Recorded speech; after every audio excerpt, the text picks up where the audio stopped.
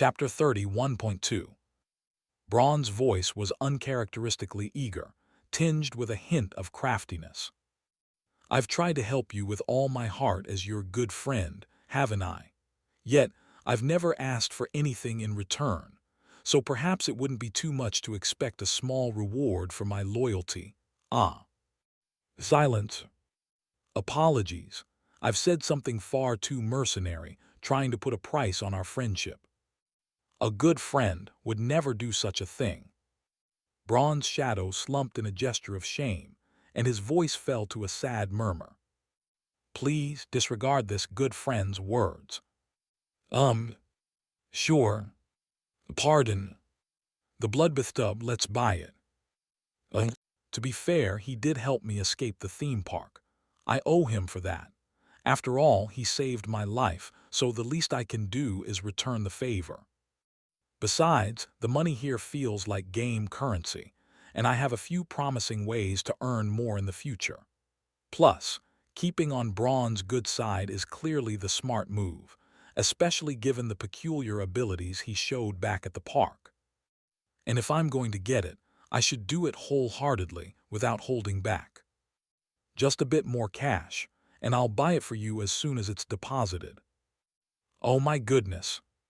Thank you so much, Mr. Roe dear, my friend." "Yeah, but remember, this isn't a reward or anything. It's just a gift because you're my friend Braun." "I understand, friend. I'll buy the bloodbath as soon as the extra funds are deposited.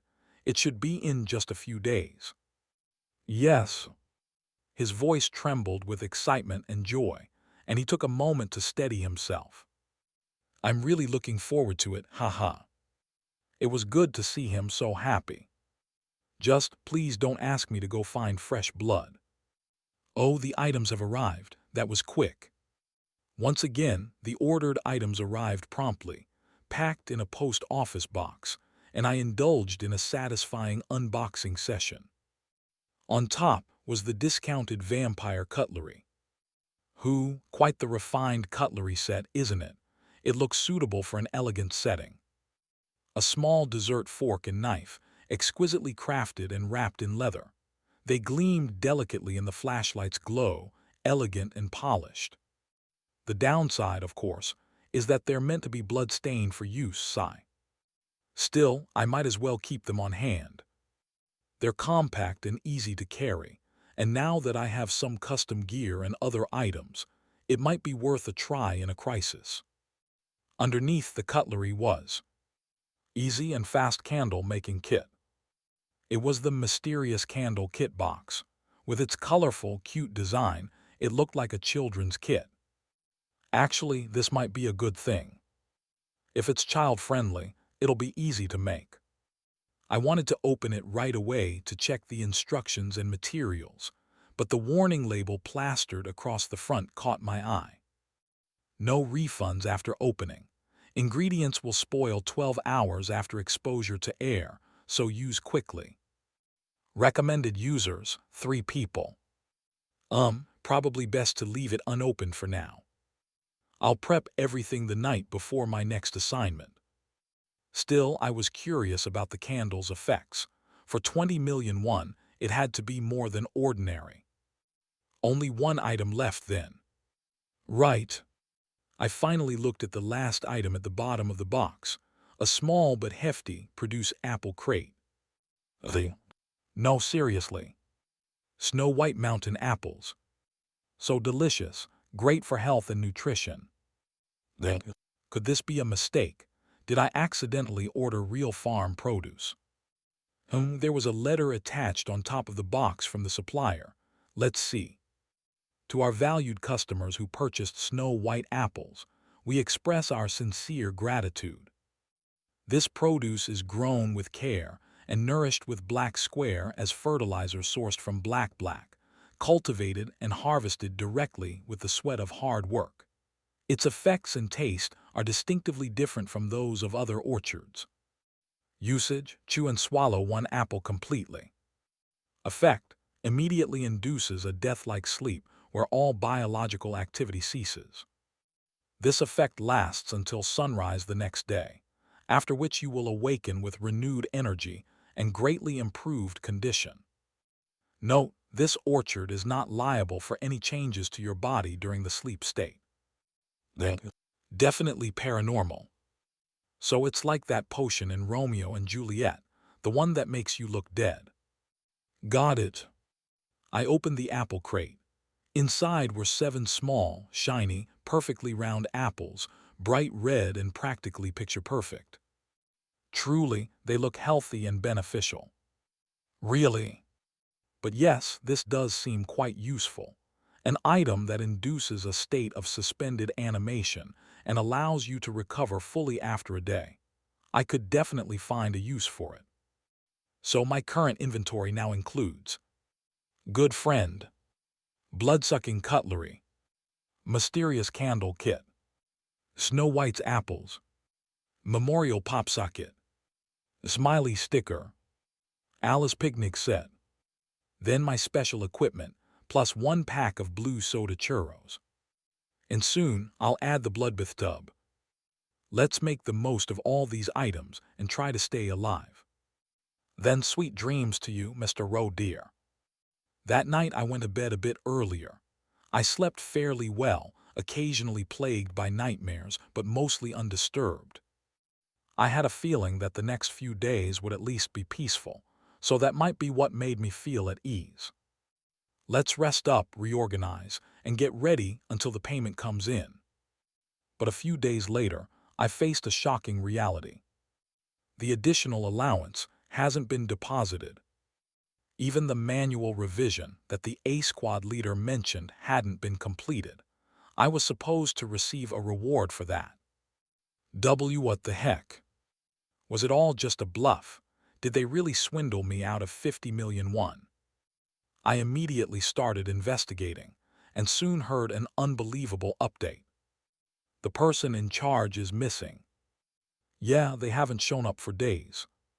Apparently, an administrative staff member who handles the manual revisions is currently missing.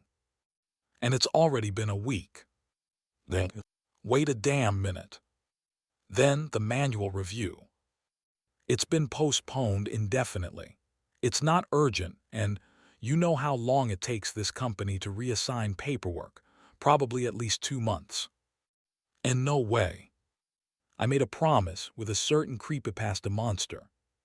TN. Important edit to our favorite creepypasta monster's name.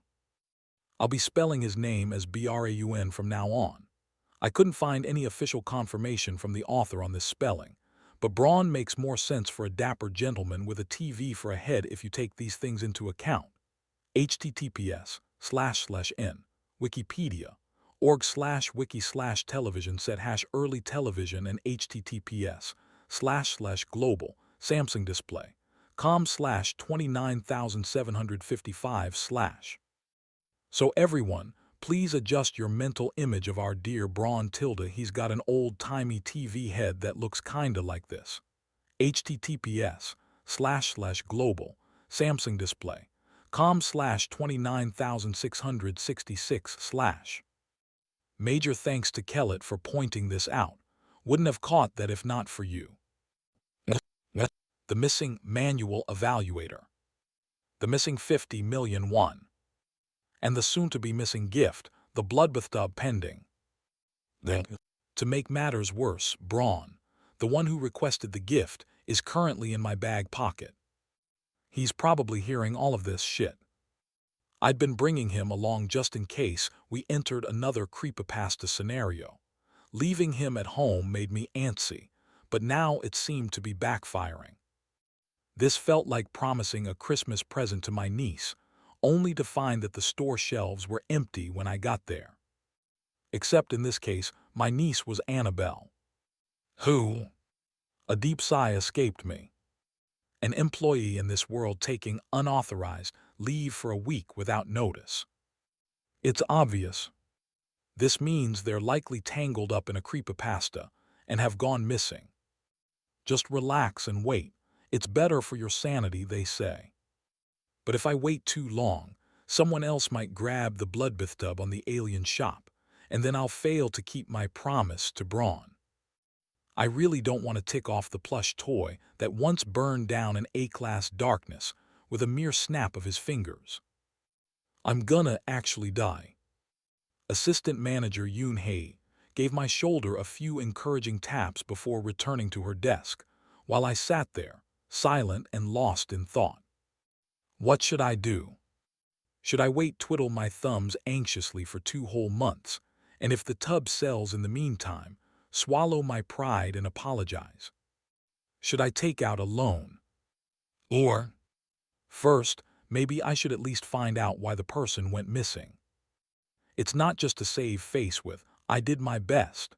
Who knows, maybe I'll find the missing person without much risk. I still had both in my memory and on my phone. Let's at least scope things out. Since the theme park incident, work had been relatively slow, and I'd wrapped up the paperwork for a recent exploration just yesterday. Today, I had a bit of freedom to kill time as long as I didn't actually run off. Plus, my superiors are in and out of the office today. Of course, as the lowest on the ladder, I decided to wait until after lunch to briefly sneak out. The first place to visit. The manual evaluator's desk, of course. Ding! The elevator doors opened. Of course, I'd prepared a cover story for this visit. You want to check out the evaluator's office? Sure, just take this and just drop it off. My squad's kind-hearted supervisor handed me a certificate of completion for a training session. It wasn't urgent, but it gave me an excuse to be there. My humblest thanks, Supervisor Park Min-seong. In a creepypasta world full of psychopaths, his kindness felt like a rare, warm gesture. I entered the admin support office, looking for someone to give the document to. Luckily, there was an employee seated right next to the missing evaluator's desk. I'm here to drop off some paperwork for D-Squad Supervisor Park Min-seong. Just leave it there.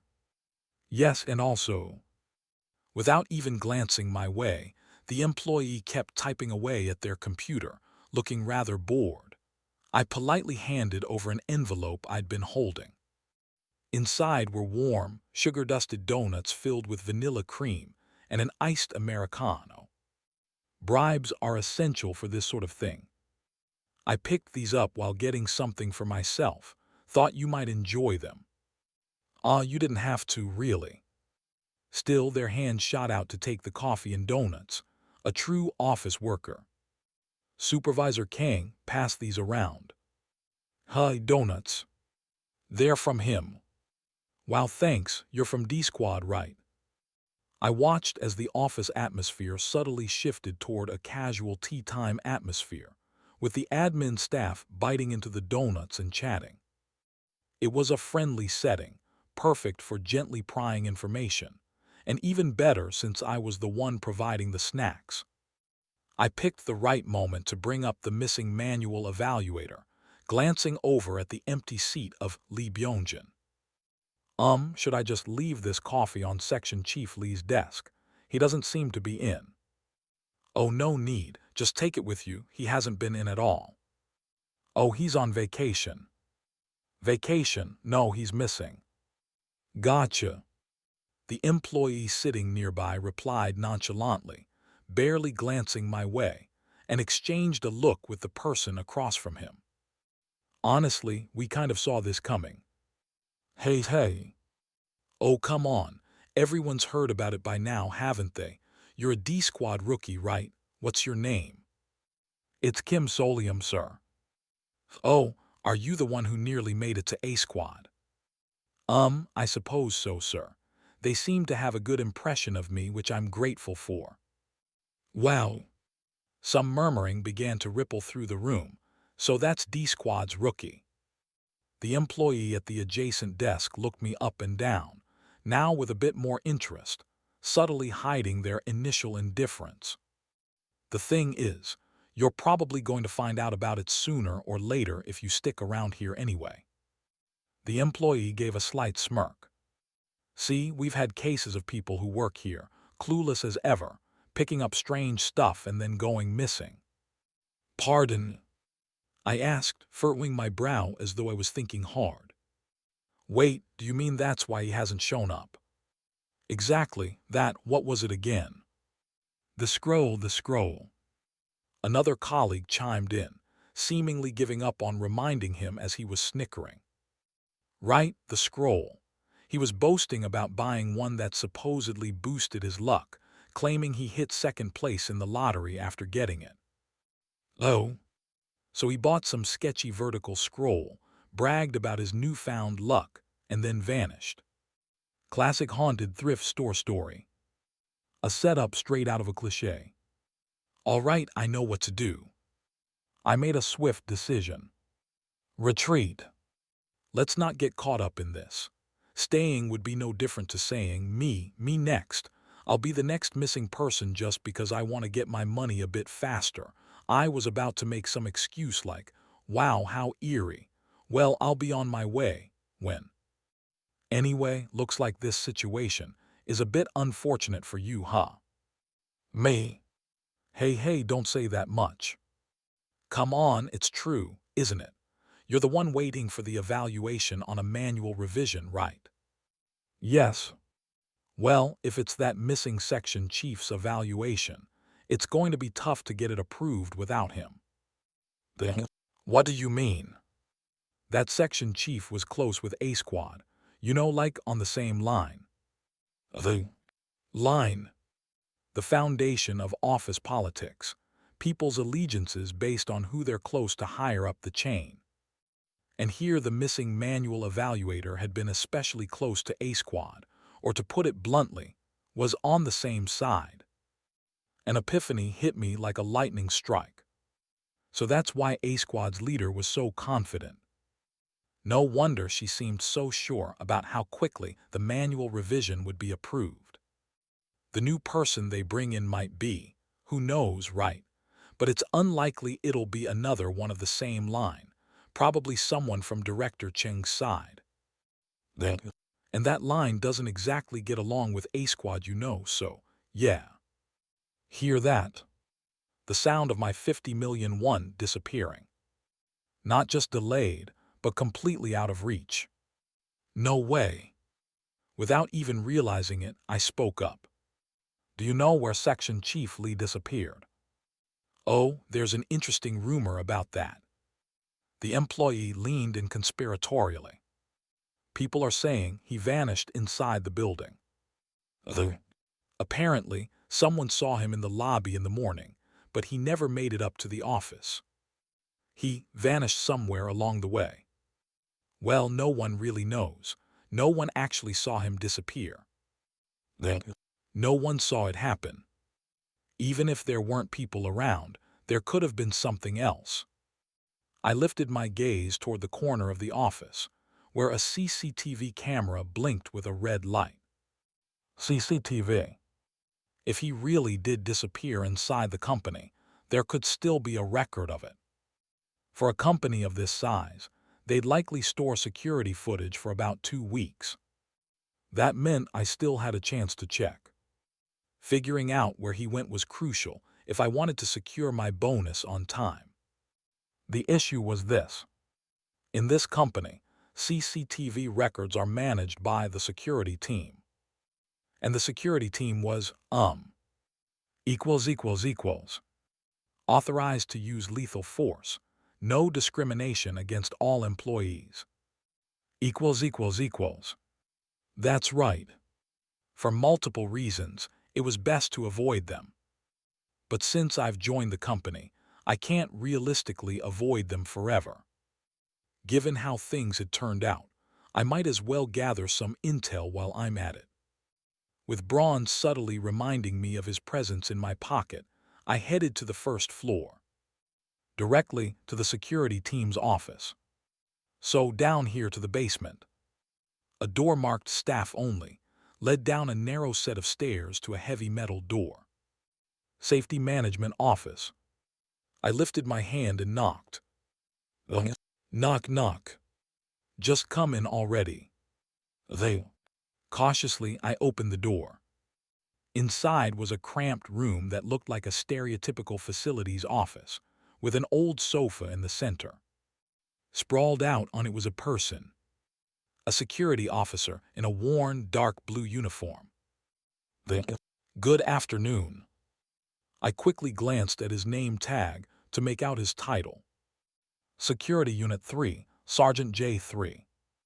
"Excuse me, Sergeant. Could I look at some footage from about a week ago? We have a missing person." After a long pause, he finally responded. "You want to see the CCTV?" "Yes." Uh. The sergeant seemed exhausted, exuding a distinct air of reluctance. Still slouched on the sofa, he responded in a slow, dragging tone without even introducing himself. "You're technically supposed to submit a request form to view the CCTV footage, but..." "Oh, like anyone here actually cares about that stuff. Just go ahead and watch it." Then, was this pure kindness or just plain negligence? Either way, I was in no position to complain, so I offered the remaining snacks as a bribe. "Maybe you'd like some of these while you work." "Oh, donuts." His previously weary expression brightened, and he promptly got up from the sofa, snatching the bag. "I like donuts, but there's nowhere around here that delivers to the office, and I can't go out during the day, so I hardly ever get to eat them." "Is that so?" He doesn't actually seem all that intimidating. But then again, in creepypasta fashion, the scariest characters often look the least threatening at first. Keeping my guard up, I asked with a mild-mannered voice, "Then, sir, would it be all right if I moved to the CCTV room then?" "Yeah, but..." The security guard scratched the back of his head, looking at the donuts as though he was conflicted. He was quiet for quite a bit before he finally added, "Only one guard is on shift now, so I'll go with you just in case, might be risky." "Oh, thank you." I waited, expecting him to call another guard over on his radio, but he didn't make a move. The, weren't you going to send someone to escort me?" "That would be me." He pointed to himself. "Yeah, that'd be me." Of course. Better keep this short and get out." "So you want to look at footage from about a week ago, right?" Yes, yes." With the security sergeant leading the way, we headed to the CCTV room to review the recordings. His handling of the equipment wasn't exactly smooth, which made me a little wary, but I tried to stay focused. Here, I found the footage of the missing section chief. There he was, a middle-aged man entering the lobby and heading to the elevator. I could confirm this to be Section Chief Lee Byington, his face registered in the company directory, and in his hand a long rolled-up item. That must be the scroll. Certainly not the kind of thing you'd typically bring to the office. There was something unsettling about it. "You're pretty sharp, could make a good guard yourself." "Please don't joke about that, sir." "Thank you. I guess I was just focused since I'm trying to help find him." "You mean he's missing?" "Yes, sir." The guard seemed taken aback. It's as if this was the first he'd truly registered my words. He probably hadn't been paying attention earlier, and was only now processing that someone had vanished right under the security team's watch. "We missed this. Is this going to be a problem for you?" "Not really. It wasn't during my shift anyway." "Then someone else's issue, I guess." The classic logic of shift work, duly noted. At any rate, we continued watching the footage, and I was able to track the missing manager's movements. The surprising part, he didn't go up to the upper floors. It seems he went down instead. Further down than even the safety management office. B2. The CCTV showed him staggering as he got off on the second basement level. Creepy. What on earth happened? Why did an administrative employee head down there as though in a trance? That's an area only the security team supposedly has access to. And even within the security team, They were only authorized to patrol, so what was he doing down there? Cold sweat broke out. I quickly looked away from the empty elevator on the screen. It's starting to feel risky, even watching this footage. So far, I'd managed to skate by, but this might be too much. The underground levels of this pharmaceutical company were rumored to house the raw materials from creepypastas, a place shrouded in mystery, where regular employees had no access and no knowledge of what went on. Even it was described like some haunted basement tale. Nuh-uh, I should just nope out of this while I still can. I avoided looking directly at the CCTV screen and gave a polite nod to the sergeant. Thank you for allowing me to see this. Then, sir, I'll be on my W. Restroom. The person you're looking for. He went into an old, unused men's restroom down there. And he hasn't come out, not in the whole week since. I did my best not to peek at the CCTV screen. It seemed the security sergeant had already skimmed through the footage, showing the abandoned restroom on B2 on his own. That restroom, want to check it out.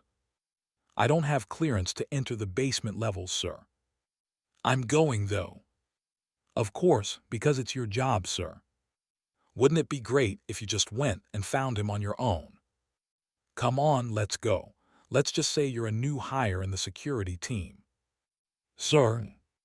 No, really, you don't have to. Let's go. New. How did things get to this point, I wonder? He even got me a uniform and everything. Now I was in the maintenance elevator, wearing the navy blue security team jacket used by regular guards.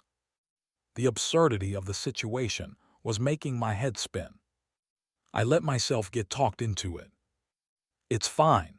People from the field exploration team pitch in for support work sometimes too. That's punishment duty, isn't it? Anyway, I somehow verified that entering the basement wouldn't cause any big issues, even if this got out. And I'd even contacted D-Squad to officially process this as support duty, so I shouldn't get in trouble. Guess all that polite socializing paid off. Still, this is so disorienting. All this just to get my hands on a bloodbath tub. After going this far, even if I don't manage to pull the full 50 million, Braun had better recognize my efforts. Ding! The elevator door opens. Basement 2. It sounds like any other elevator ding, but for some reason it has an ominous ring to it. And as the doors opened, what's revealed was a hallway lined with ordinary office doors. Why were there offices down here? Shouldn't this floor have safety equipment or facilities? The hallway was dimly lit, eerily silent, with opaque glass doors all around. Offices labeled A, B, C, nameplates marking each door. The security sergeant whispered, "Don't open any doors." Yes. Even if he hadn't said so, there was no way in hell I'd touch anything here. I just kept my eyes on the security sergeant's back, following him slowly. And then, Mr. Roe dear. To think you'd wear such a worn outfit just to bring this Braun a gift. I'm deeply moved, but it pains me as well. Does my friend have to do such menial work? Touching words, really. But hold on a second. How are you even talking to me? The good friend could only talk and move within the boundaries of a creepypasta, which meant only one thing. I was already inside a creepypasta. Ah, we're here. The security sergeant stopped in front of a door with a faint, pale light seeping out from it. I'm going to open it. Wait. But before I could say anything, he opened the restroom door. God check. With a burst, the flickering light inside revealed the room beyond. This crazy. The restroom was smeared with dark red. It looked like an artery had been sliced open, spewing deep crimson all across the mirror like blood. I froze completely, unable to even scream. Then the smell hit me, and my mind jolted back to awareness. There's barely any metallic smell. That's not all blood. And it doesn't smell like regular ink either. This is traditional ink from an ink stick.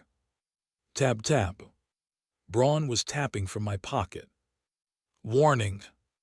My senses snapped back to attention. The security sergeant, scanning the restroom, reached out his hand. Don't talk. Poke. Huh. Oh no. The moment his finger touched the ink, the dark red liquid began surging like a wave within the restroom. I tried to turn and run immediately, but the thick, dark liquid shot out like countless hands, grabbing my legs and pulling me down. Change. Fuck. I barely managed to keep from falling, landing awkwardly as the ink splashed up to my jaw. Bile rose in my throat. I turned my head, desperately trying to grasp the situation, and caught sight of the source. The scroll. A vertical scroll was stuck to the restroom mirror, its center slashed open, with blood-like ink being sucked into the hollow center. In other words, my feet were being dragged toward it as well. As if something alive was pulling me, weight alive. And blood-like. The blood-sucking cutlery. I pulled out a fork and jammed it into the floor. The gleaming silver fork trembled, then hungrily began absorbing the surrounding ink. It's working. But a small dessert fork couldn't hold back this much ink. Ting! The utensil was flung away. Fuck! And just like that, I was dragged into the scroll. Gasp! I lifted my head. Through the darkness and blurred vision, I saw wallpaper with an old, cracked pattern. An unfamiliar place. An abandoned house.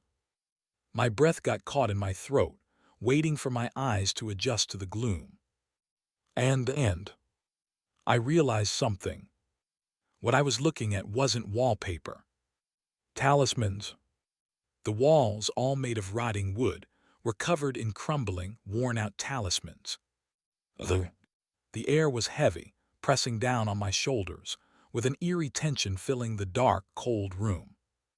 Something's wrong.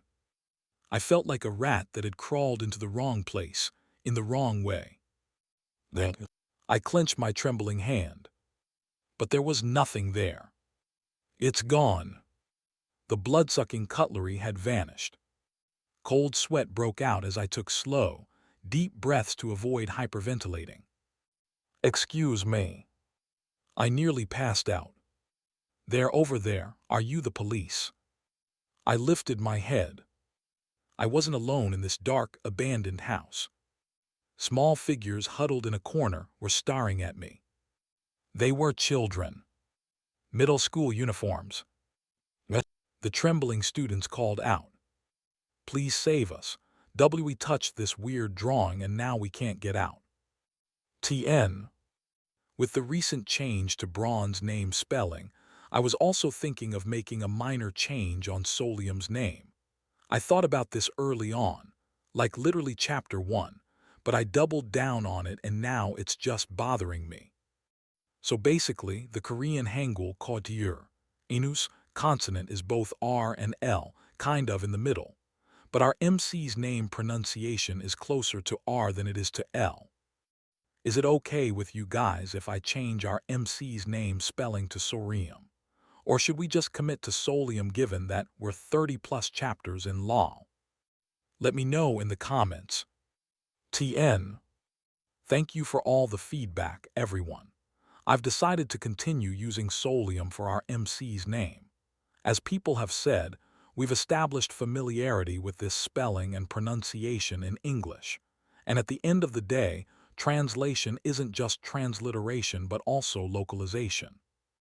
Most of all, while his name's technically closer to Solium due to consonant assimilation, I like how the Sol from the original Korean spelling Sol, is retained. I've already been calling our ray of sunshine tilde Sola in my head all this time Elmao, well, still Sora, but you get the gist. Thanks again, and if you have more suggestions, clarifications about the story and my translation, feel free to just send them down in the comments. I'm always open to and grateful for constructive criticism. Let's break it down. I was trying to find a missing person, encountered some bizarre, terrifying phenomena, and got sucked in somewhere. In short, I'm a missing person now too. Swallowed up by a creepypasta. Excuse me, sir, are you a policeman? And maybe these kids are as well. There were 5 or 6 of them in middle school uniforms, looking at me with a mixture of hope and fear. Seeing their faces somehow cleared away my initial shock, grounding me back in reality. First things first, I need to figure out the situation. I'm not a policeman. I showed them the logo sewn on the front of my security uniform. I'm with a private security company. It seemed they'd mistaken the security uniform for a police uniform. Their faces were starting to fill with resignation and fear, so I quickly added, I can still file a report and initiate security procedures. So please calm down and explain what's going on, all right? Yes. The first student who spoke, a girl with short hair, swallowed nervously before beginning, her voice trembling. It's we were on a school trip. They're first-year students from a middle school in Seoul, had come on a field trip to Jeonju. The teachers had split the kids into groups to keep things manageable, and this group, Group 3, seemed to be especially cheerful and curious. Behind our lodging there was this mountain, and we saw something like a gazebo up there, so we decided to do a test of courage and check it out. They had decided to sneak out at night and go up to that gazebo by themselves. Who? Normally, they'd have been caught by a teacher, scolded and sent back, or they'd have just looked around, laughed, and returned safely. But there was this painting hanging in that gazebo. But this is the world of creepypastas. It was a painting of something that looked like a weird house. The student gulped again. And someone was watching us from that house. So we dared each other to get closer, and you touched it. The girl nodded, then started to sob. As suddenly a voice from the painting said, good job, laughing, and then something strange came out of it. And when we came to, we're already in this creepy abandoned house. We can hear strange noises outside the window, and even when it's daytime, the fog is so thick we can't see. We can't get out. Even a boy in the back with a mischievous face was sniffling. They all seemed to be on the verge of panic. Ugh! I kept my voice calm on purpose as I asked, was that painting by any chance a scroll? He sniffled a scroll. You know, something that rolls up, a vertical scroll. I don't think so. It was more like, a traditional painting. Oh, one that's painted with that old brush thingy. An ink wash painting. Yes. The student nodded vigorously. So, could that be the common factor that draws people into this creepypasta? Scrolls are typically antique items. The scroll that Section Chief Lee had was probably also a traditional ink painting. And that creepy, dark red liquid oog that was swirling around in the restroom, it was probably ink too. In summary, it's a creepypasta where a bizarre ink painting captures anyone who touches it, pulling them into a terrifying place. Seems like there could be 5 or 6 of them. I'm finally narrowing it down. But the problem is, none of the darkness I could think of in this category are easy to deal with. This is a classic traditional creepypasta. The kind of story rooted in superstitious fear that tightens around your throat. A frightening tale with a hint of a shamanistic undertone, something that chills you to the bone. This is really bad. I'm already weak against ghosts as it is. This feels way more intense than that convenience store ghost. In desperation, I started counting heads. Usually, having more people around makes things less scary. Is there anyone else here? Come to think of it, where did the security sergeant go? He should have been caught up in this mess with me, but there's no sign of him anywhere. Having him here would be reassuring, and I can't exactly rely on these kids either. This is a nightmare. I kept my tone steady and asked. That must have been really frightening. How long have you been here? A day, I'm not sure. You're not hungry. We brought snacks kinda, so we ate those. I see. These kids must be at their limit. These kids who have barely graduated elementary school have been trapped here on their own. They're likely still alert because they're terrified, which is keeping them from feeling tired, but it won't be long before they crash hard. We're so scared and our phones don't work so. I get it. I'll look for a way out, so in the meantime, don't touch anything else. Wait. So is it just you here? No other adults around? An adult, there's one, but... Then, at that moment, a scream rang out from far away. He's been screaming all by himself. That Audiobook's scaring us. Yeah. I'm scared too. But I can't just drag all of you along. In times like this, having a comforting, living, plush toy around definitely comes in handy. Braun. I called out to the good friend in my pocket. Come to think of it, he's been pretty quiet. Mr. Roe dear. A slightly crestfallen voice answered. I'm sorry. To think you went to such a filthy, unhygienic place just to bring me a gift. It seemed he was feeling rather guilty. I let out a faint chuckle. It's all right, we'll get out of here. Actually, it's not all right at all. But getting angry here won't let me quit halfway, either. That would only leave me with a resentful, murderous plush toy. You're truly bold. That's an admirable talent, even as an entertainer. No, I'm just absolutely scared out of my wits. So I'm counting on you for some serious help. Can you help me find a way out? What do you need? Just say the word and this brawn will prepare it. This is great. At this rate, even if I don't manage to pull the full 50 million, our friendship won't be at risk.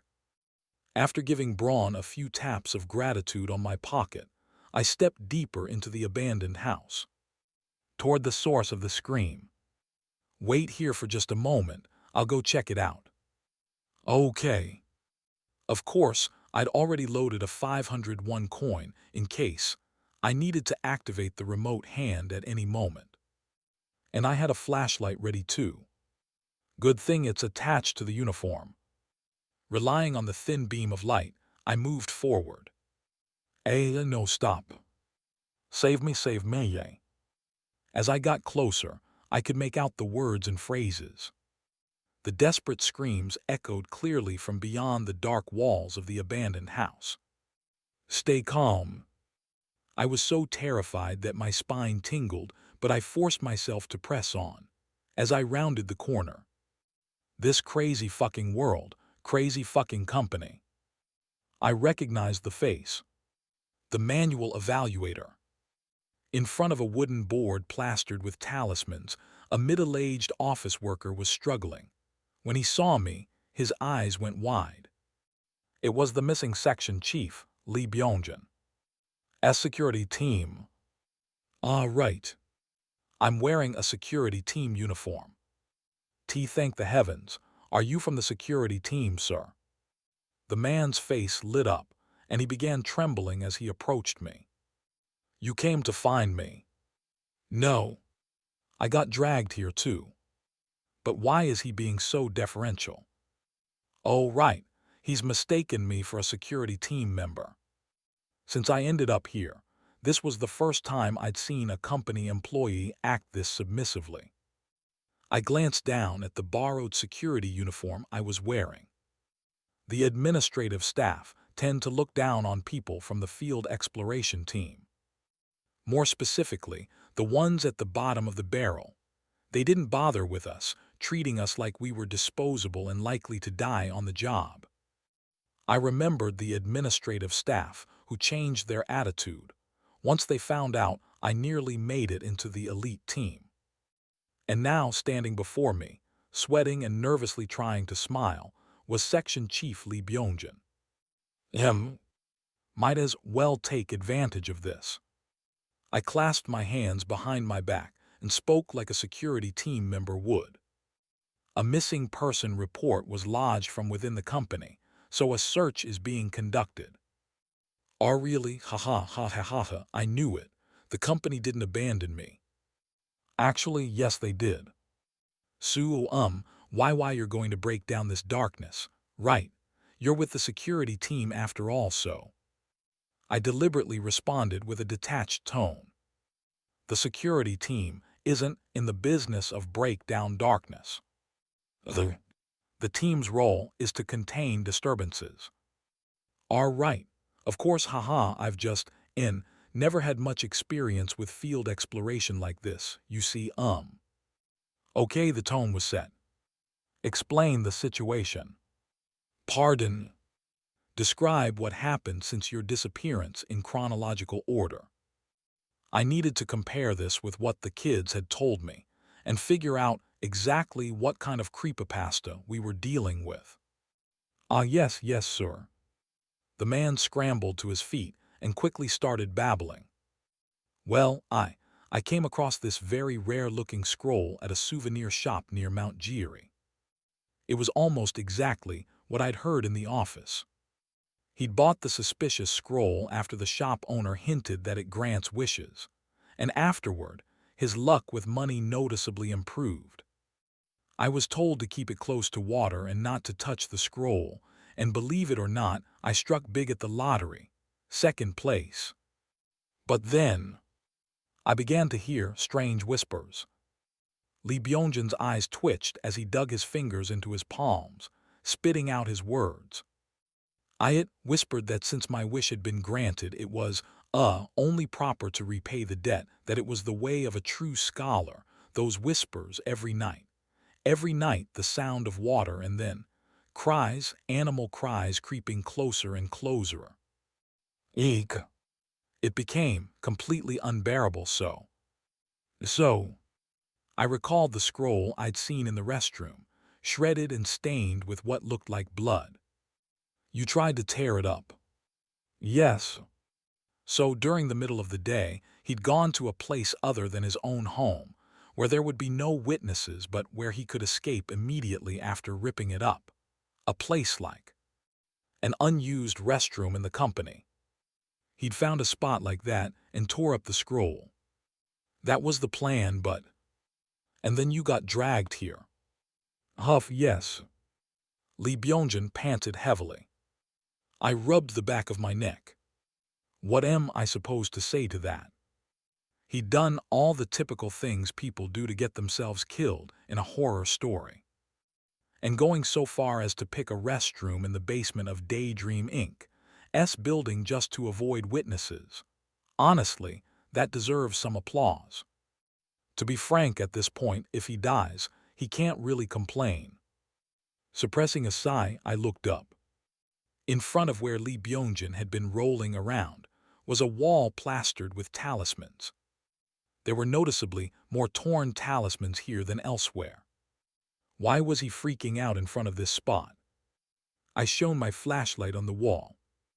And then I realized why. Is that a door? Through the torn talisman, I could see a door handle.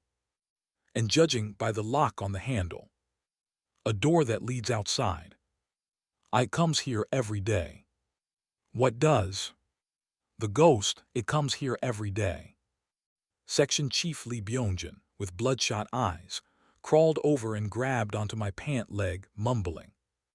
It comes to devour us, it comes to devour, and though the talismans, they're falling off every day. That means, it'll come again today. Knock, knock. Knock, knock, knock. From the door, there was a sound. Knock, knock, knock, knock. It's here again.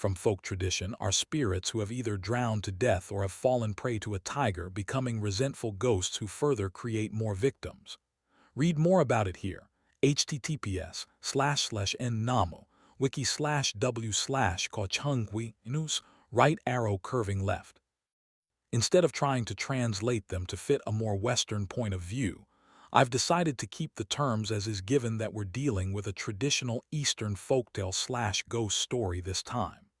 Translating them as Mountain Lord, Jansen Tiger, and Vengeful Ghosts might be fine, but they don't exactly retain the original contexts of their respective folktales. Side note, if you're up for something spooky, here's a 2013 webtoon one-shot featuring the Jansen biome. https://comic-naver.com/webtoon/detail title ID equals 574,303 and no equals 6 and week equals finish. I'm not sure if there's an English translation out there, but do let me know if there is. Sangun Nim, one of the most eerie and unsettling stories from ===. It appears similar to the Korean internet urban legend about the Jansen biome, but this tale carries an even stronger shamanistic and eerie undertone. A ghost, presumably having perished from the tiger known as Sangun Nim, resides in a haunted painting that constantly changes its appearance, pursuing victims and attempting to lure them away.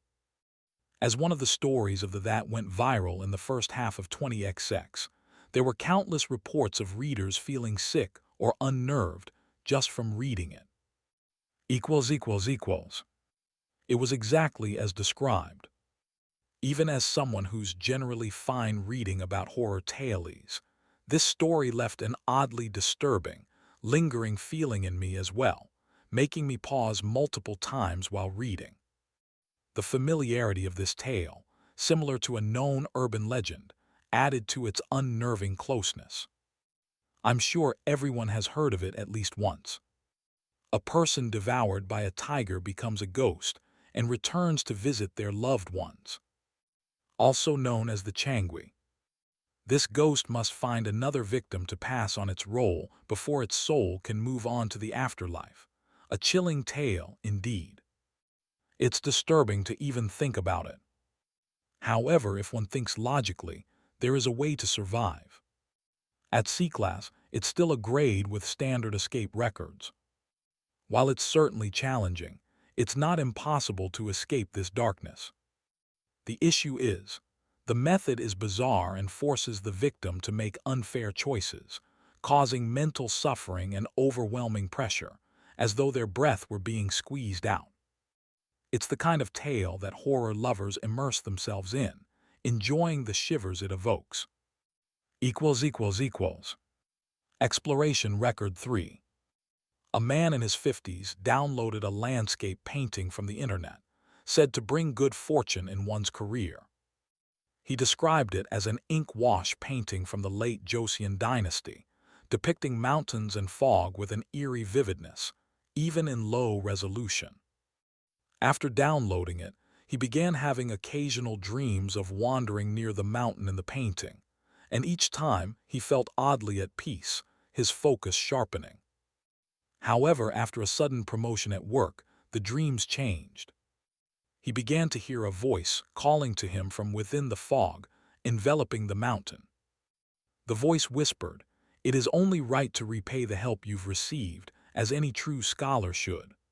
Along with this, he heard sorrowful cries, the trudging of footsteps along the mountain path, and the distant calls of animals. Feeling strangely unnerved, he turned and tried to run. Then came the chilling words, "You've been found, you've been found," repeated over and over, followed by a mocking laugh as it chased him. Each night he was plagued with dreams of desperately trying to run away.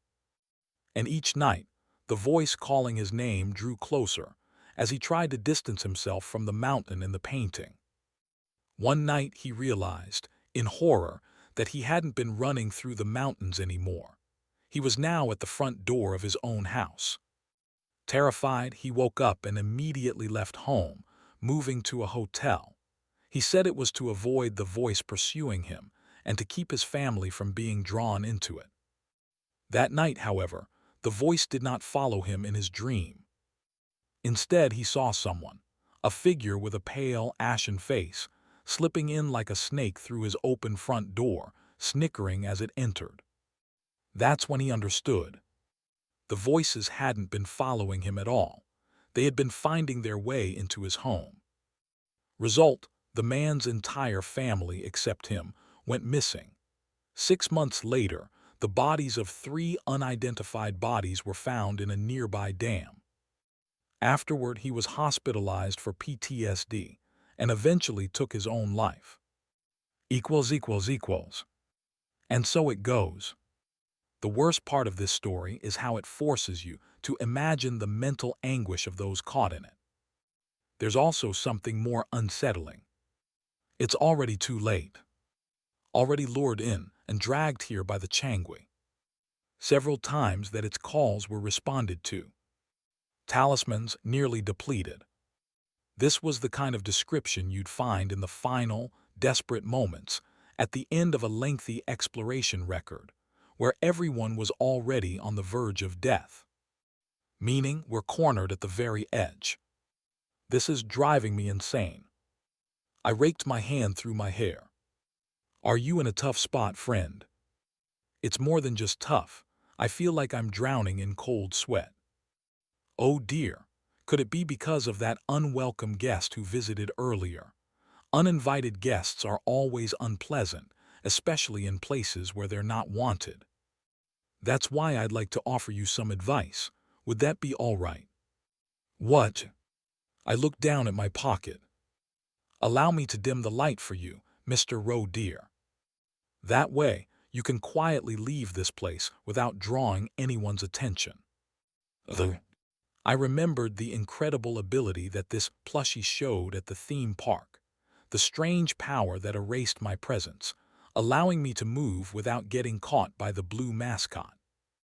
If you quietly exit through that door and head home, you'll avoid this tiring situation. It doesn't get any better than that, does it? I had a high probability of deducing the correct escape route based on the.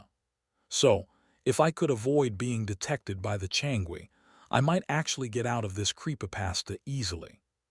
But isn't that a one-person-only solution? Would it be possible for you to do the same for someone else? For someone who isn't a friend? Braun's voice twisted momentarily, as if I'd made an unpleasant suggestion, but he responded in his usual cheerful tone, like a true entertainer. Well, maybe I could, but I wouldn't take that risk. Mr. Roe dear, everything has its limits, and the more you share, the less you keep for yourself, don't you agree? It seemed that if Braun were to extend his power to someone else, its duration or strength would diminish. So to stay safe, it's really just a one-person solution. Still, leaving the kids behind gnawed at my conscience as a modern person who'd received public education. Plus, Braun, if we can't bring Section Chief Lee Byung-jin out with us, our budget will face serious issues. We won't be able to buy the bloodbath tub. Capitalism was holding me back. That can't be.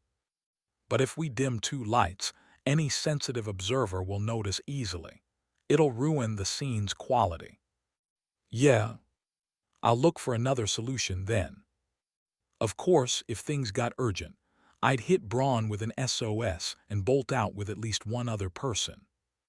I'll do what I can. Regrettable but understood. I rummaged through my pocket. Thankfully, a few essentials I always brought to work were still there, even after changing into the security uniform. The smiley sticker, Alice's Buff Deba food items, and even some of Snow White's apples. I'd lost the fork from my blood-sucking cutlery set, but it's originally a pear. Right, I still had the knife.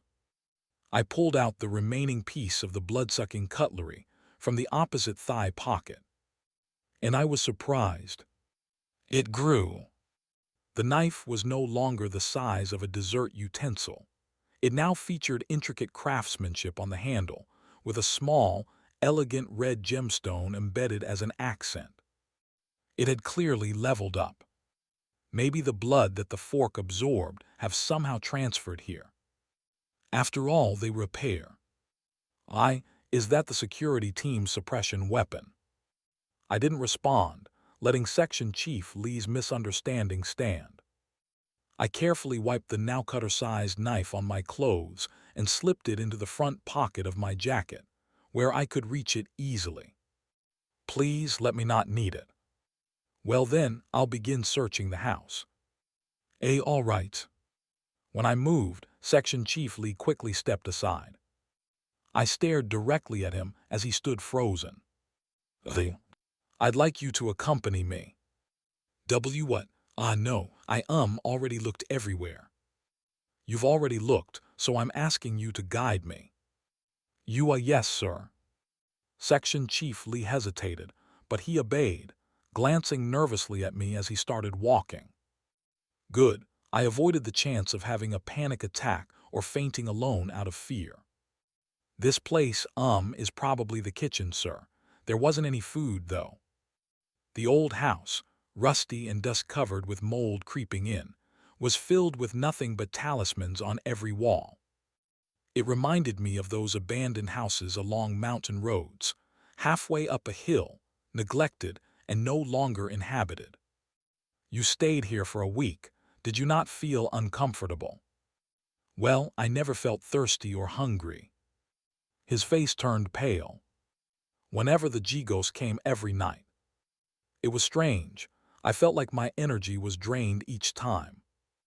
Did you ever try to go outside during the day? I did, but no matter how far I walked, I just saw forest after forest. I was terrified that the sun would set while I was out there, so I kept coming back here. His account aligned with other exploration records. In that case, where are you going? I headed to the end of the corridor, which had no doors, until I reached a dead end. There should be an upper floor. No, there's no staircase or anything leading up. I've searched every inch of this place over the past week, and there's not even a trace of stairs.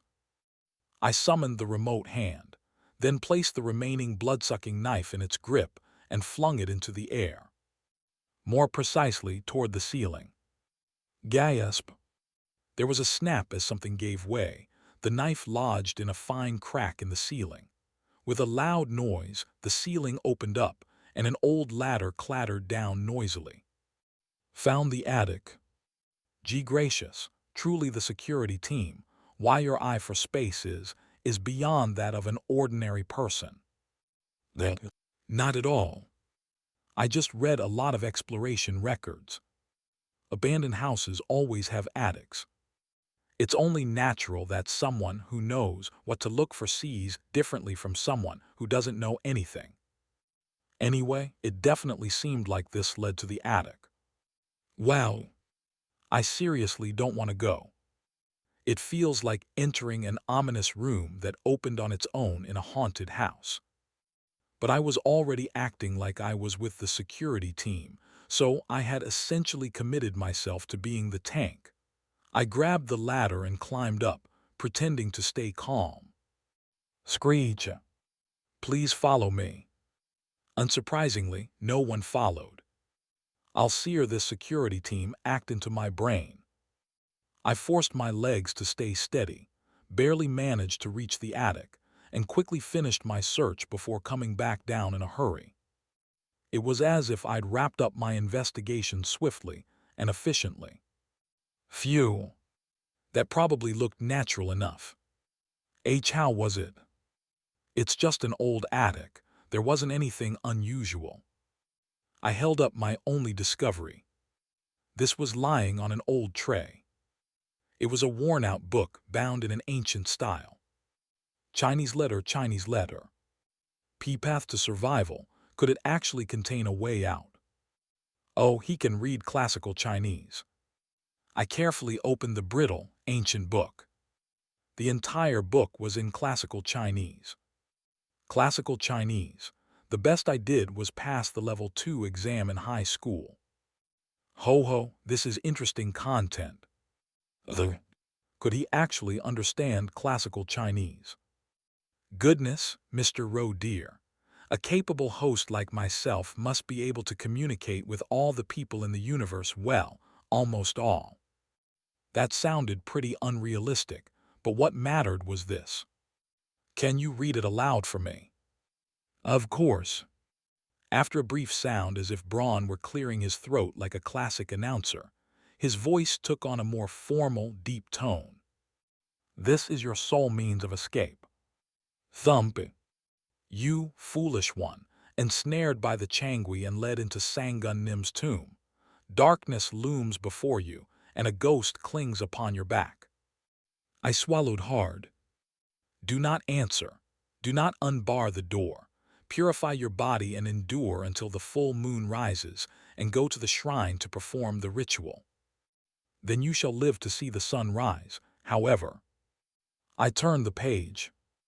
The Changui shall relentlessly pursue anyone it deems worthy prey. You, who has already been ensnared by the tiger, can never escape. The ghost shall linger at your doorstep, at your bedside as you sleep.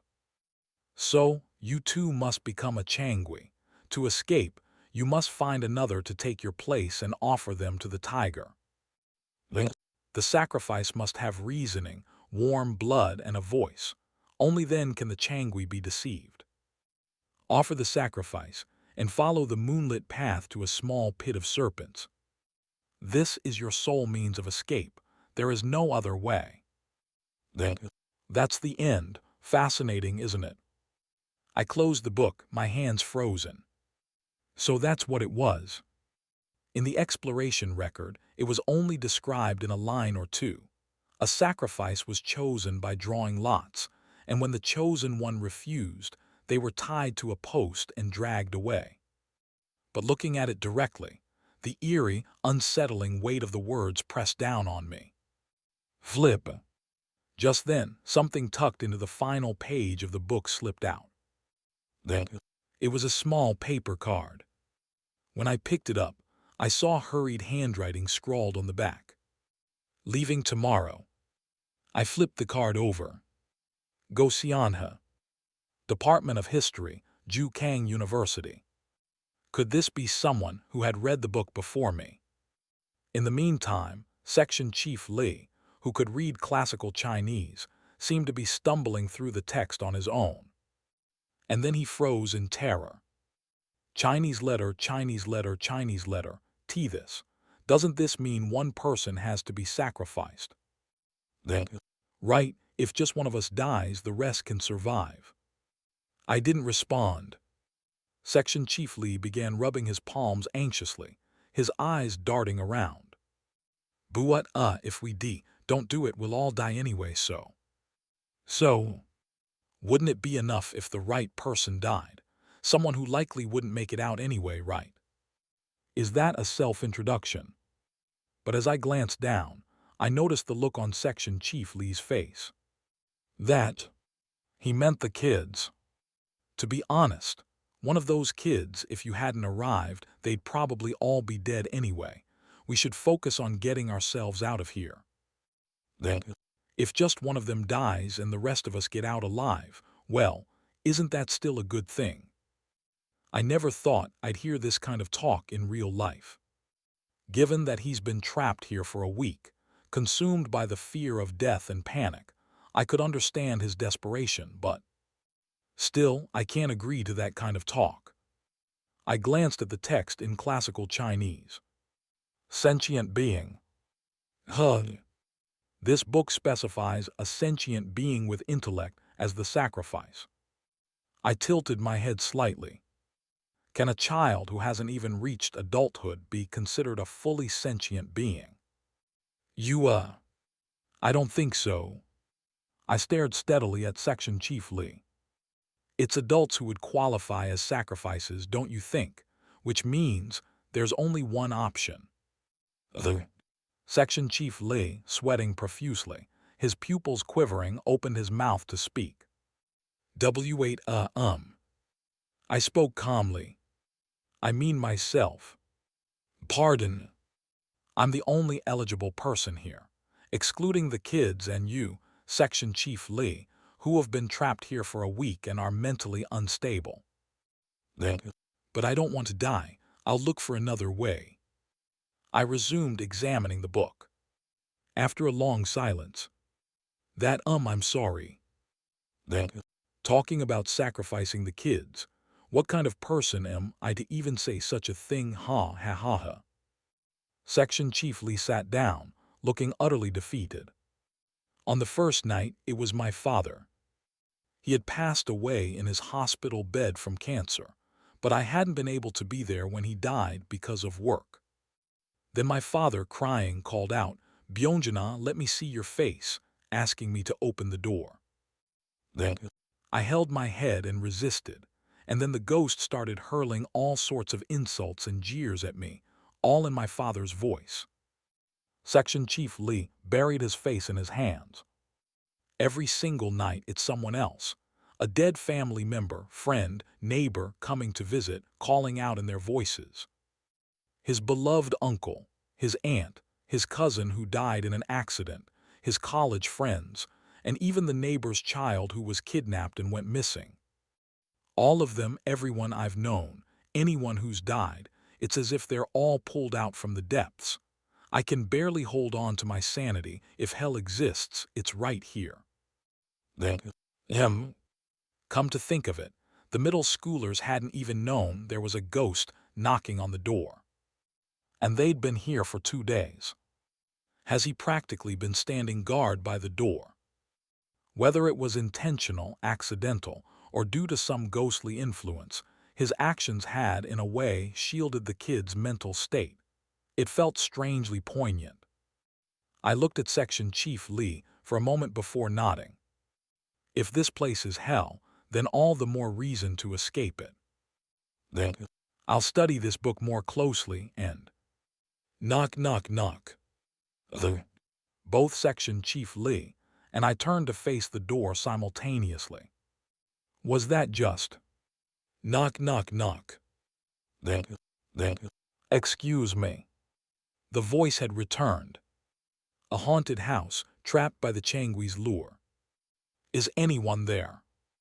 A voice called out again from outside the front door of the abandoned house. This time it was a low male voice. No, no, who is it this time? The section chief clamped his hands over his mouth, stifling a scream. Please open the door. A dead person, who is it, who's out there? Let's run. Let's get out of here. It's so cold out here. This time I absolutely won't answer. I moved toward the door and pulled the handle. When the door opened, what appeared was... Whoa, I thought I was gonna die, thanks. A human in decent shape, with a slender build, light-colored hair, and wearing a faded navy blue uniform. Section Chief Lee Byongjin, please greet him. I gave a respectful nod. This is the Sergeant of Security Unit 3. Yes, it was him. The Sergeant of Security Teams Unit 3, who had been pulled into this ghost story alongside me. His face looks about ready to burst. Section Chief Lee alternated between pointing at me and the security sergeant. His face beat red, before he snapped his finger and let out a bizarre groan. Why? Well, isn't it obvious? You're the one who explained it yourself. Every single night it's someone else, a dead family member, friend, neighbor coming to visit, calling out in their voices. And they only come once a night. Incidentally, similar statements had been blatantly recorded in the... When someone's dragged into an abandoned house by the Changui, every night it appeared at the door, pleading in the voices of dead loved ones, subjecting its prey to mental torment and confusion. When they say every night, they mean it's a daily cycle. But I couldn't exactly tell Section Chief Lee. There's a magical record supporting my theory, now could I? Intuition. The section chief looked strangely blank. In any case, since I was right, Let's leave it at that. After verifying that the security sergeant had entered the abandoned house, I promptly closed the door and secured the handle. Just looking outside was enough to send chills down my spine. "Thank you." "No problem, sir." It was shocking enough that this guy had made it all the way to the door without being dragged away by the Changui. But, well, he's part of the security team after all. The real surprise was that he hadn't come alone. He was supporting someone. "Who's that?" The sergeant answered with a bright smile. "Look, I found the missing person." "The missing person is this person, though." Oh, got confused. They're even different genders. I checked the person that the sergeant had casually dropped onto the floor. It was a stranger. In a very disheveled state, she sank to the ground of the abandoned house and began to wail, seemingly oblivious to her surroundings. It's over, it's all over." She just keeps saying that. This place is better. I woke up earlier in some place that felt like a shaman's hut. It was cold, dark, and damp, and I didn't like it there. ASK. This is a disaster. All I wanted was a sensible companion. I miss my D-Squad superiors. Still, I took a closer look at the crying person. She was dressed in a now filthy white gown with a name tag on the chest. Gosianha. Hug. I immediately pulled out a small business card.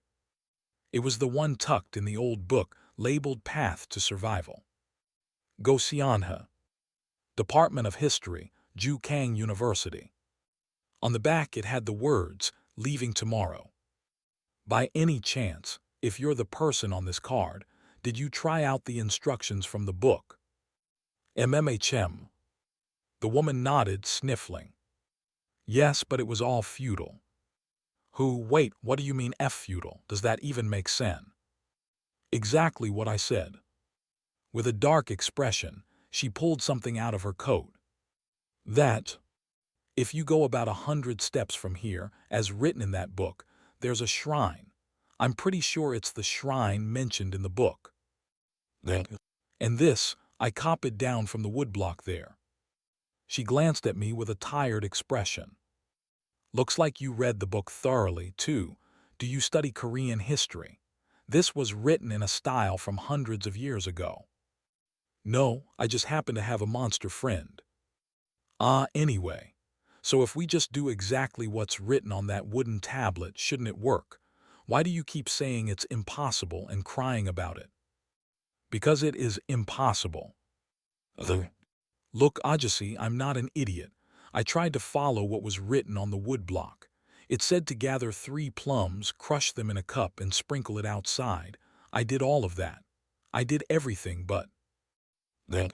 Gosianha took a breath, staring into the air, then held up the back side of the paper she had pulled out, as if to show it to us. Please read this. Braun, catching on, began to read aloud. Prepare a song to offer to Sangun Nim. The more it is known among people, the more effective it will be. Write the lyrics down and place them in the incense holder. Sing loudly, clap every step, and bow every 30 steps. A song for Sangun Nim. Yes, that's it. Gosianha's eyes widened as she asked urgently. Sangun Nim is a tiger, right? Then what immediately comes to mind? Any song related to tigers, anything that praises a tiger, whether it's a children's song or a folk tune. Well. Section chiefly stammered, then began. In the mountain, the great hero. Right on the tiger's birthday, yes, that one. I thought of it too, and that's what I tried to use. TN, here's the song, https://youtube b/sxajwrnzzgmt equals 10. Gosianha dropped her head. But it says, once a song has been used, it can't be used again. The incense holder was already stuffed with used lyrics. Of course, Mountain Hero was already there. Good grief. It says, Sangun Nim is fickle and enjoys songs, so he will not accept the same one twice. Sure, in folktales, tigers smoke pipes and dance, but this is. Seething, Gosianha shouted into the air, then turned to us with a desperate look. Children's songs, folk songs, instrumental pieces. Is there anything else that comes to mind besides Mountain Hero? Anything, just anything. Nothing. There's nothing, right? Of course there isn't. Gosianha clutched her head in frustration. I'm not a Korean music major, and it's not like I can just look it up somewhere, oh no. Then I didn't know the songs couldn't be repeated, either. Even there were 2 or 3 records of people performing rituals in places they were lured to by the Changui, each time using a different song. There were everything from folk games to instrumental pieces. I thought the different songs were just something the collective wisdom on the wiki included for fun. I didn't realize there was such a specific detail hidden there. And even if I wanted to use the songs listed on the wiki, only the titles were provided. No lyrics, no melodies. Damn it. The air in the abandoned house grew even colder. Then, who? I exhaled slowly, then carefully read the Chinese characters on the paper that was said to be copied from the shrine's woodblock, with bronze help. Then I asked, Gosianhes SI. Yes. I have a few questions for you, if that's all right. What is it? How many days have you been here? 10 days. Gosianha's face turned pale. But after a few days, I started hearing the sound of some crazy man wandering around, so I hid in the attic. Said crazy man looked at Gosianha with a slightly offended expression. And a few days later, I started hearing children's voices too.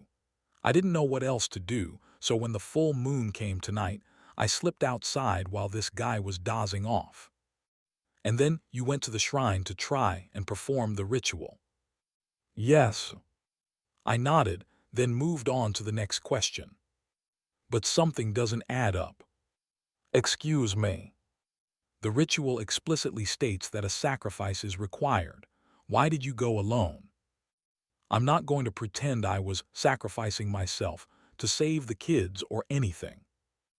Gosianha clenched her fists so tightly that her knuckles turned white.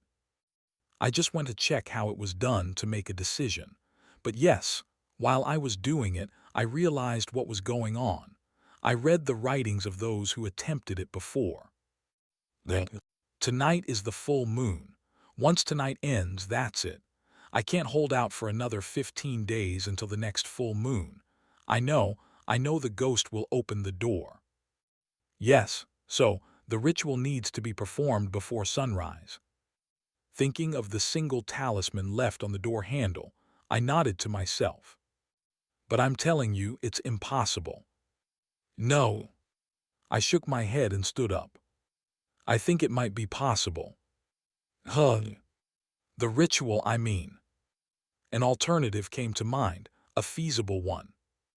I'll start preparing. Wait, hold on.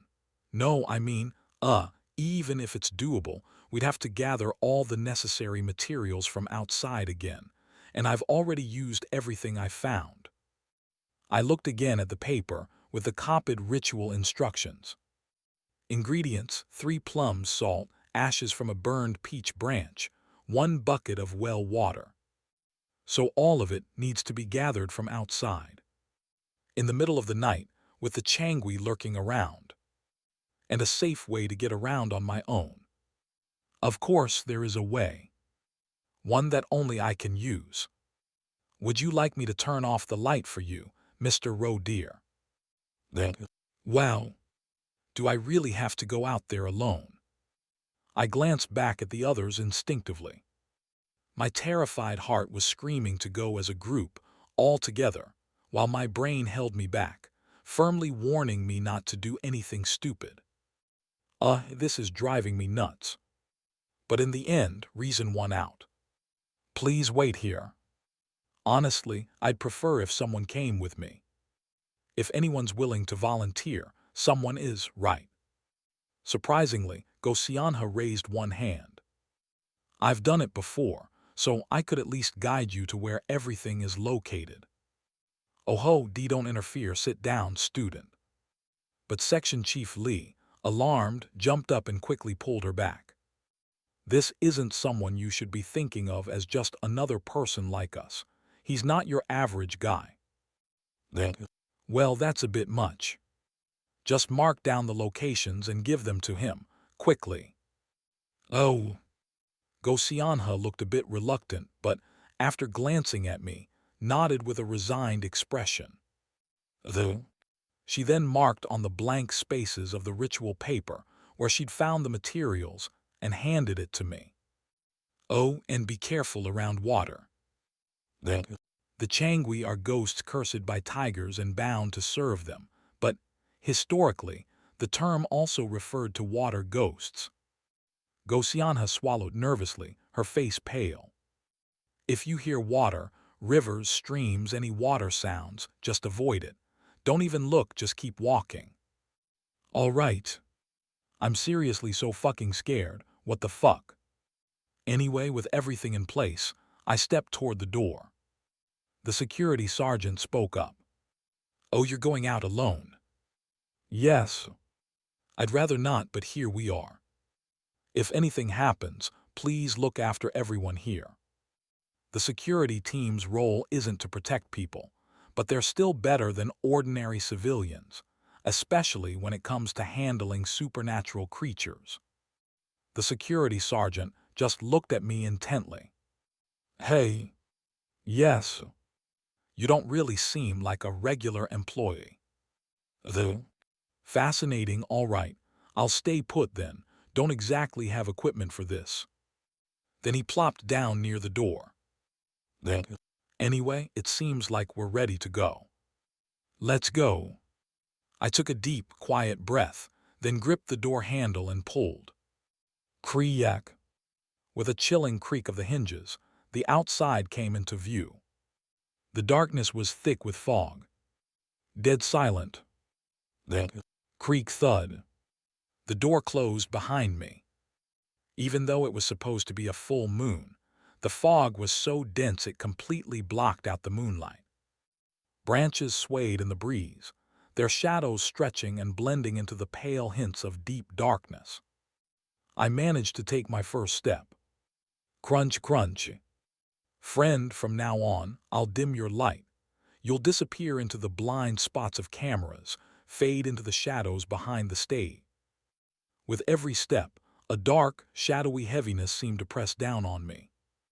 It's still such a strange feeling, no matter how often I experience it.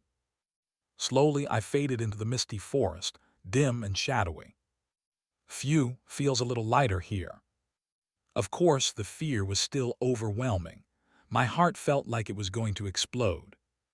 Walk straight up to the left from the abandoned house, and you'll see a large tree with a golden rope tied around it. Gosianha's rough map, with arrows and notes, lingered in my mind, guiding each step I took. I could barely tell front from back, so it was incredible how Gosianha had managed to gather the ritual materials. Left and up. After what felt like an hour, though only a few minutes had passed. Ah, Mr. Roe dear, I see something up ahead. Just as Braun said, something started to emerge through the fog. It was a giant tree, shrouded in mist. A faint, sweet scent drifted from it whenever its branches swayed. Peach. There aren't any fruits, so where's the scent coming from? It was sweet, yet somehow unsettling. A golden rope hung from the tree, stretched between two thick branches. Beyond it, I could see a small field.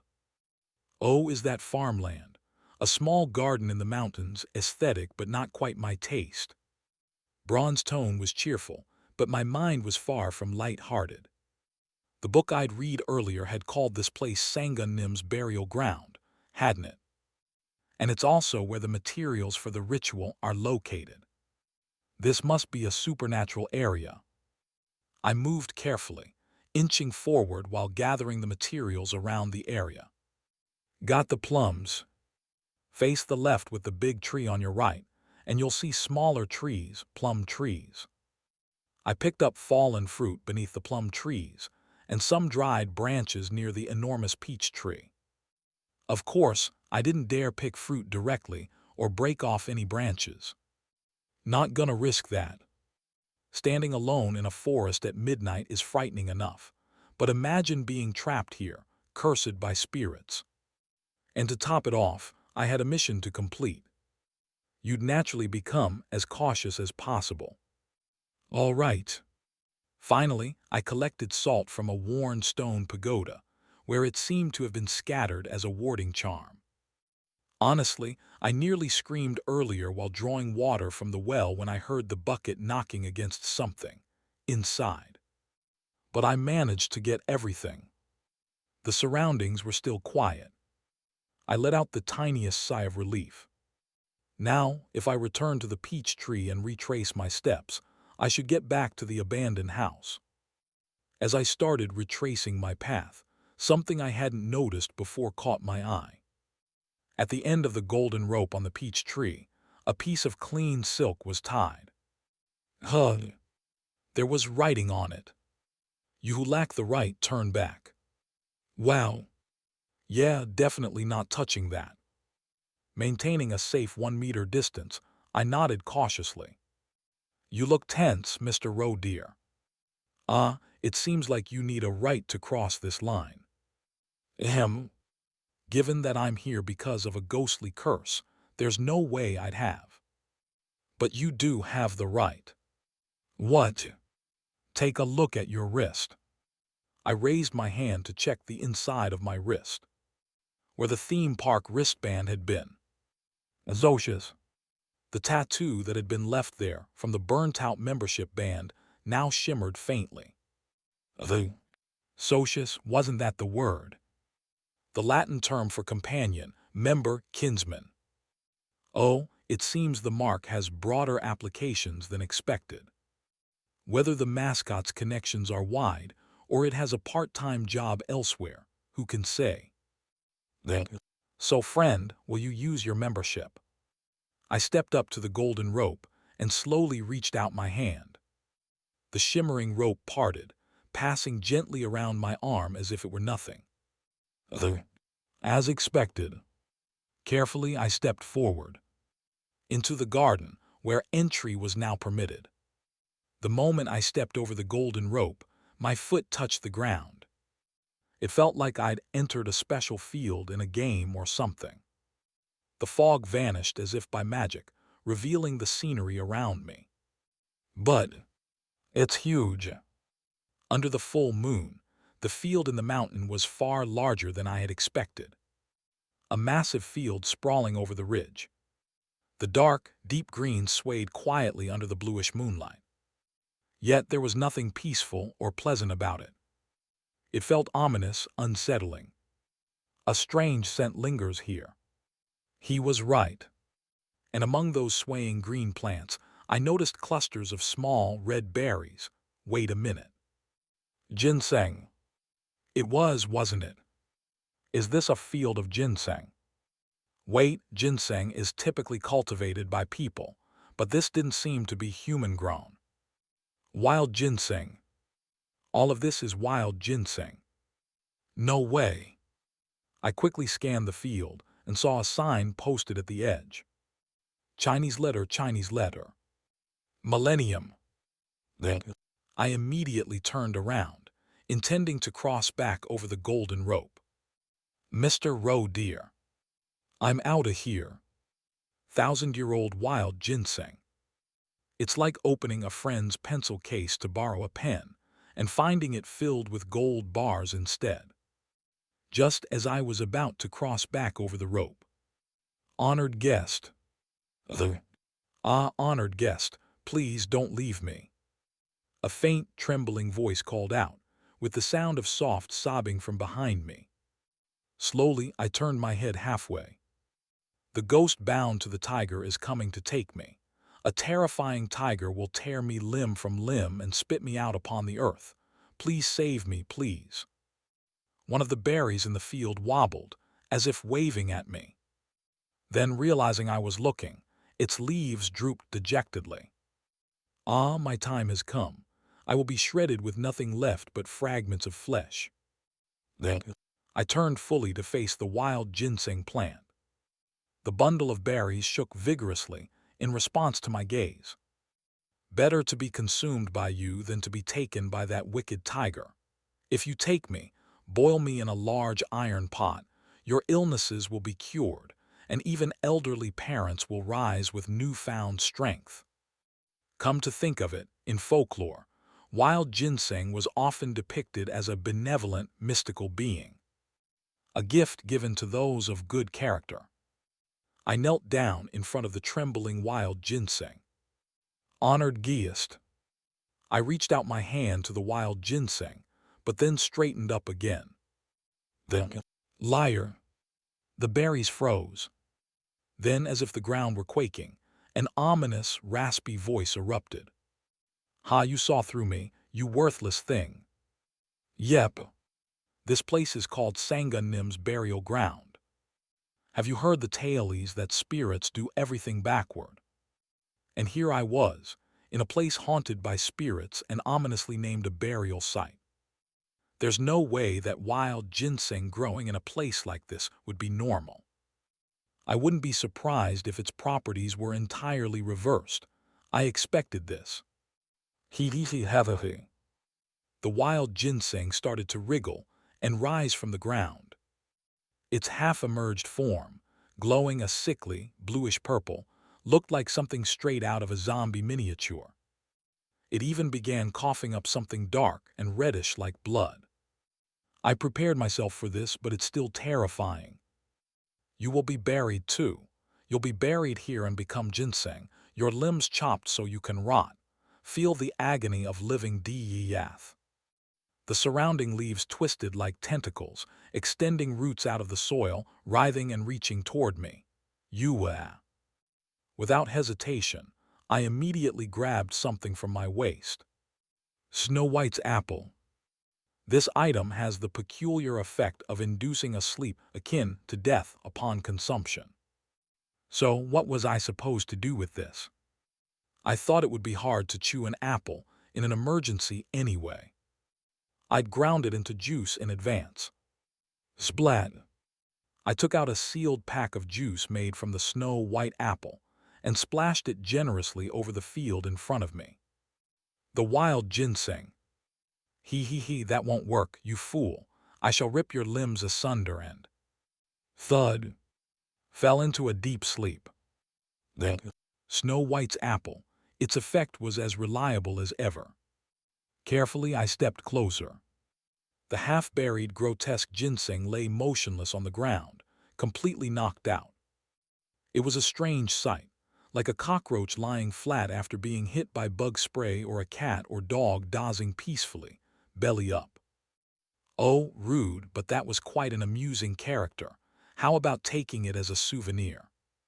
Normally, I would have thought he was crazy. But I cautiously examined the ginseng. It had talked, shown emotions, tried to deceive me, and calculated its actions. Something like sap even seemed to be flowing through it. So if that's the case, isn't it a sentient being? I'd found it, a substitute sacrifice. So, you gathered all the materials, prepared the ritual, and for the sacrifice, you're planning to use this strange wild ginseng. Is that correct? Yes. Then, the people in the abandoned house looked utterly dumbfounded after hearing the abridged version of what Kim Solium, currently posing as security, encountered outside Tilda. Maybe I summarized it too much. But there was no helping it. I couldn't explain exactly how I'd managed everything, so it ended up as, anyway, I got everything. I still feel a bit uneasy about bringing back the wild ginseng, but it's easier on my conscience than randomly picking a person to die. I had no idea whose land this belonged to, but if it was a real issue, Braun would have raised an alarm. Trying to keep a natural expression, I looked around at the others. They were still gawking at me, switching their gaze between the materials and the wild ginseng. but they seemed to buy it. Wow, as expected from the security team, handling even things like this. Not quite. Feeling a bit guilty, I glanced over at the actual member of the security team. The security sergeant lay among the middle schoolers, looking thoroughly bored. Somehow, the kids had started chatting with him, as if they'd already introduced themselves. "Hey, you don't look that strong." "No, I'm super strong." The kids were laughing, seeming a bit more at ease with more people around. Section Chief Lee Byungjin, checking the materials, glanced anxiously between Go Seonha and me, then gulped and said, "So we're all going to the shrine now, to perform the ritual." "Yes. The shrine is nearby, so as long as we move carefully, it should be fine. Nothing happened when I was there last time." Go Seonha, with a tense expression, looked back at me. "By any chance, when you went out, did you visit the shrine too?" "Yes." Taking advantage of Braun's ability to erase my presence, I'd even burned the peach branches.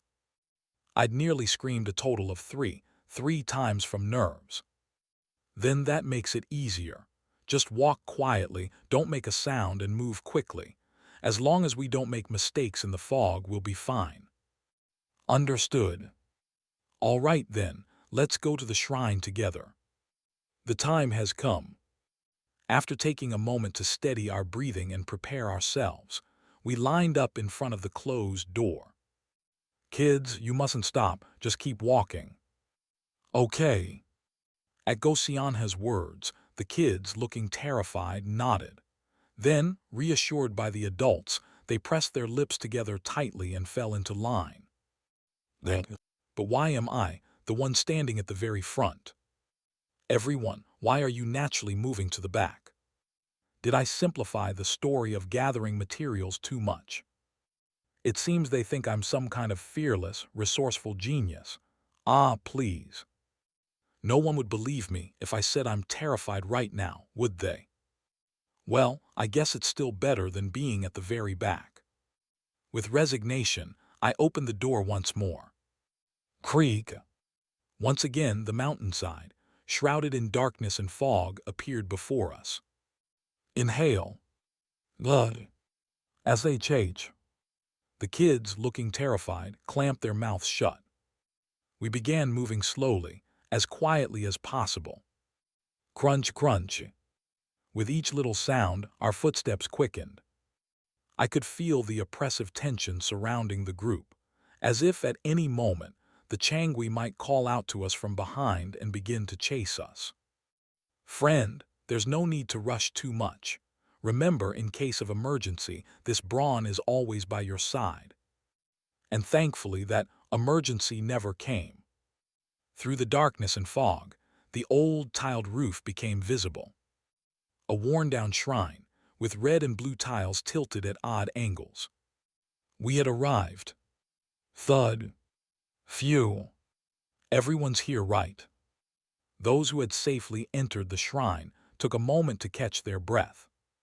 Finally, the security sergeant, who had been lingering, closed the green paper door made of traditional hanji paper and locked it.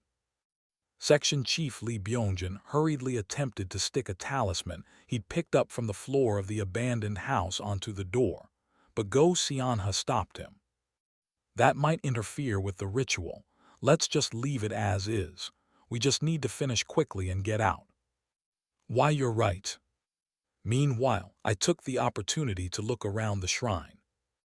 As my eyes adjusted to the darkness, the shadowy outlines became clearer. Inside, it was eerily clean yet very old. Between two rusty Maitreya statues, without heads, was a broken incense burner. Above it was a slightly worn woodblock. So that must be the woodblock detailing the ritual. It's quite atmospheric. Following Braun's whispered narration, I read aloud what was inscribed on the woodblock. "The human with the sturdiest mind and spirit should step forward to conduct the ritual." Well, that's definitely not me. Hey, seriously, don't look at me. I turned my gaze naturally toward the security sergeant. The other two followed my gaze as well, but I can't do it. Pardon. I said I can't, don't make me do it. Oh, understood. Section Chief Lee shrank back, then looked over at me. I stared back at him. Then, love. Please go ahead. Why, yes. Even if he's traumatized, he's got more guts than I do. Section Chief Lee stepped forward, his legs trembling, only to turn back with a look of alarm, glancing between Go Sianha and me. Wait a minute, Mountain Hero. Go Sianha's eyes widened as well. Write the song for Sangun Nim.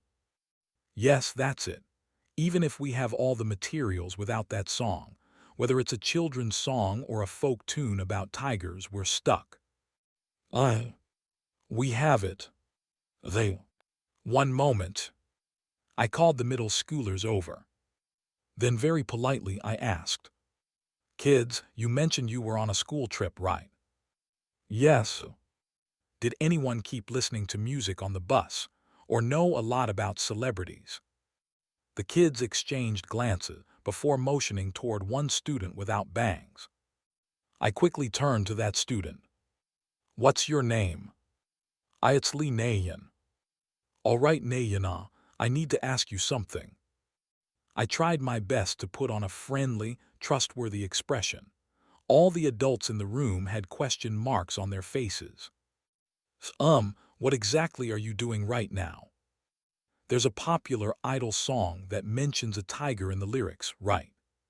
I looked at the adults. They all had bewildered expressions. But are we even allowed to use pop songs for this? Like an idol song?" "We can." I held up the ritual note Gosianha had written down for me. If you look, it only specifies a song. It doesn't say it has to be a folk song or nursery rhyme. This isn't some kind of internet creepypasta where we have to choose songs that fit the eerie atmosphere.